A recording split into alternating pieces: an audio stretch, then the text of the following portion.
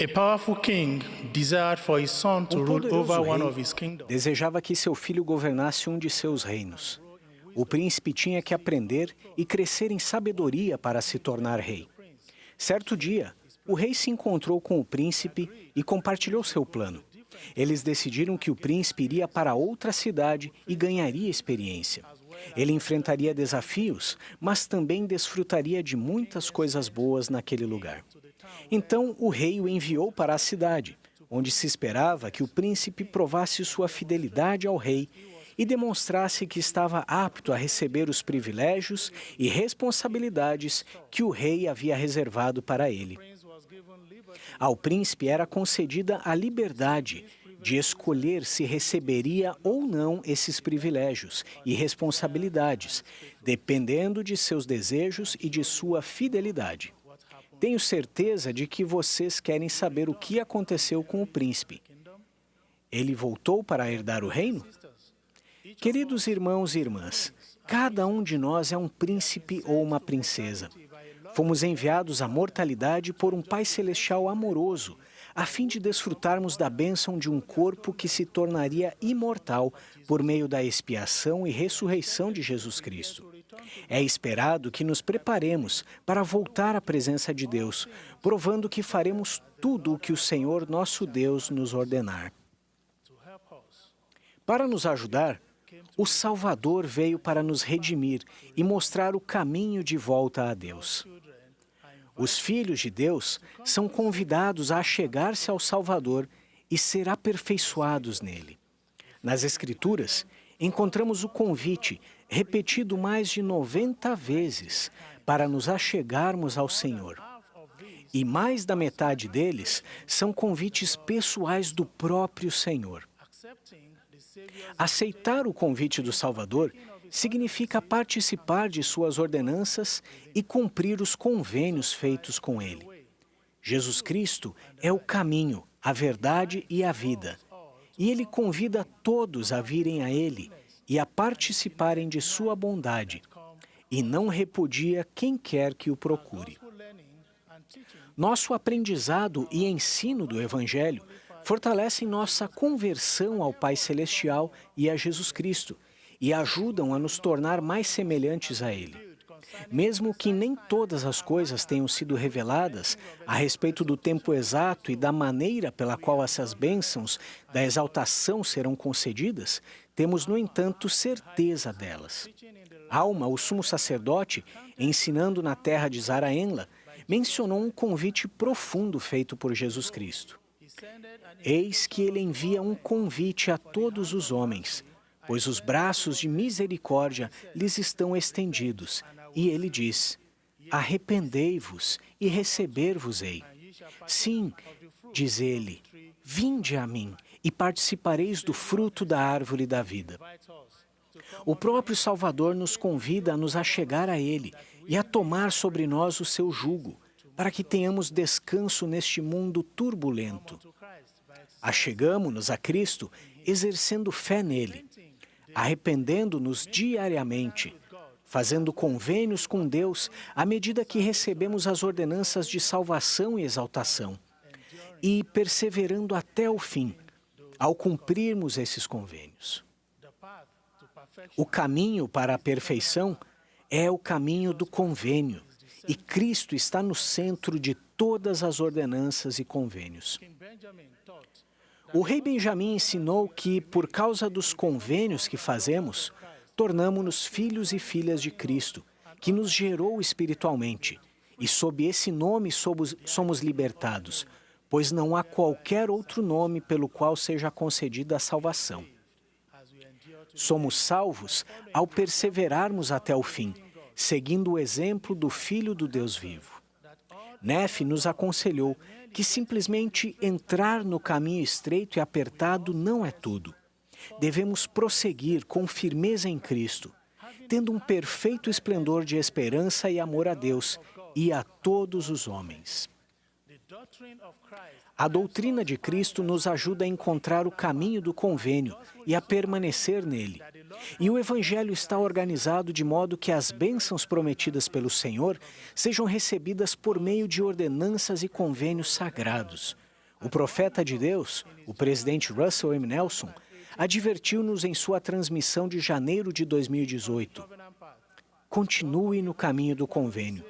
Seu compromisso de seguir o Salvador, fazendo convênios com Ele e depois guardando esses convênios, vai abrir a porta para todos os privilégios e bênçãos espirituais disponíveis a mulheres, homens e crianças de todo o mundo.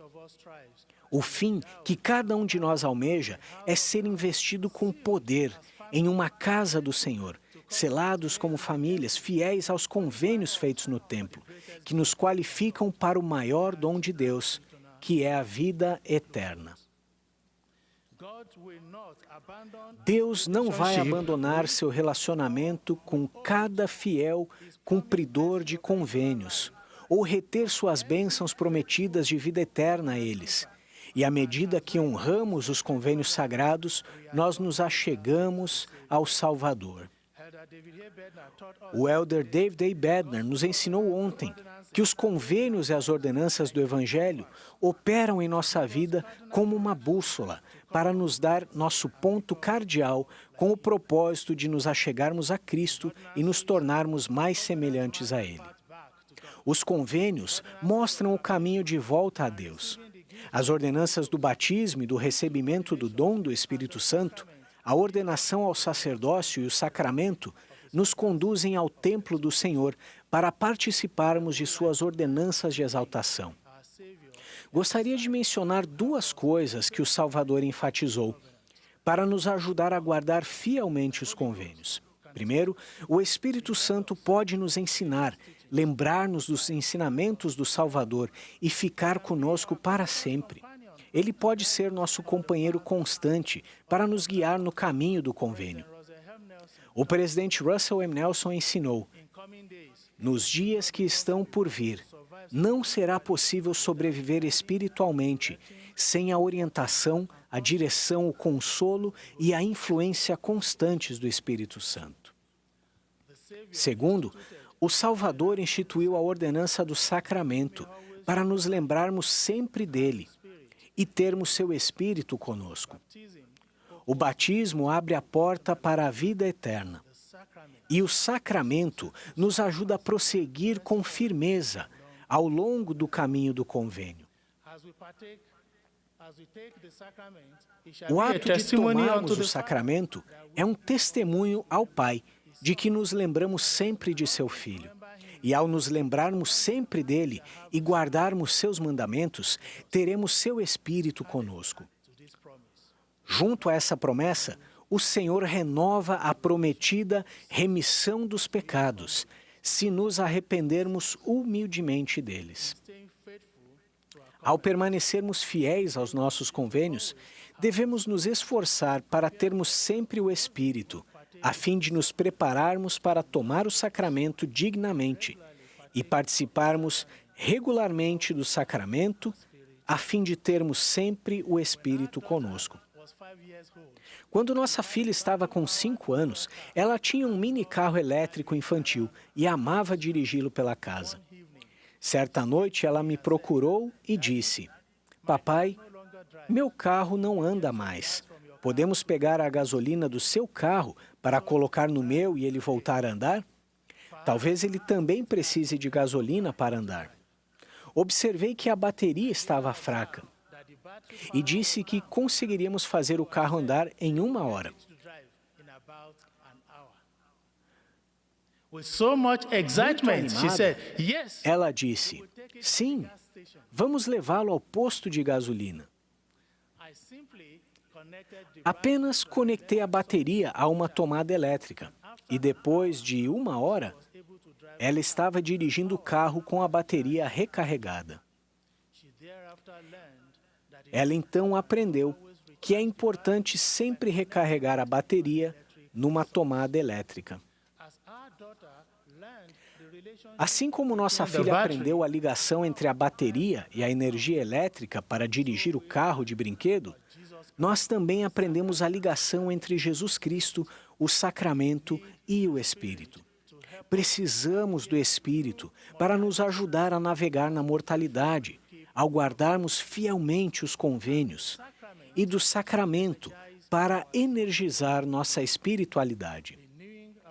Renovar nosso convênio batismal e participar do sacramento nos leva à fidelidade a todos os outros convênios. Temos a garantia de um final feliz, se em espírito de oração estudarmos e honrarmos o convite do Salvador e desfrutarmos de suas bênçãos prometidas. Ele disse: "E para que mais plenamente te conserves limpo das manchas do mundo, irás à casa de oração e oferecerás teus sacramentos no meu dia santificado. Testifico que aqueles que guardam os convênios recebem a promessa de paz neste mundo e vida eterna no mundo vindouro. Testifico que ao participarem regularmente dos emblemas do Salvador por meio do sacramento, vocês terão seu Espírito para guiá-los no caminho do convênio e permanecerão fiéis aos seus convênios. Em nome de Jesus Cristo. Amém."